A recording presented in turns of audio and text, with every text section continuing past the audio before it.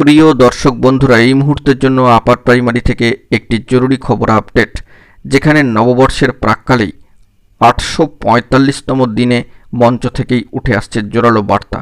অবশ্যই সবটা দেখে নিন, আর্জেন্ট ভিত্তিতে এই ভিডিওটা তাই ক্রিয়েট করা। ভিডিওটিকে শেষ পর্যন্ত দেখবেন, কোনোভাবে স্কিপ করবেন না। চ্যানেলটিকে এখনই সাবস্ক্রাইব করে নিয়ে সঙ্গে থাকবেন। তো চলুন কথাবার্তা না বাড়িয়ে আমরা মূল টপিকেই ফোকাস করি।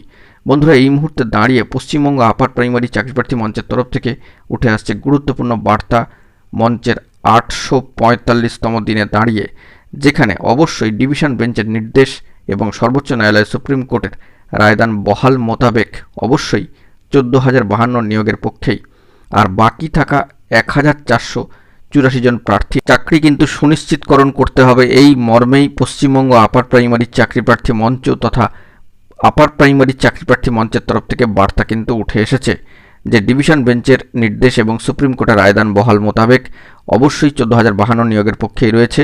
তাই আর বাকি থাকা প্রায় 1400+ পরিসংখ্যান অনুযায়ী 1,484 জন প্রার্থীর চাকরি সুনিশ্চিতকরণ করতে হবে নববর্ষের প্রাক্কালে।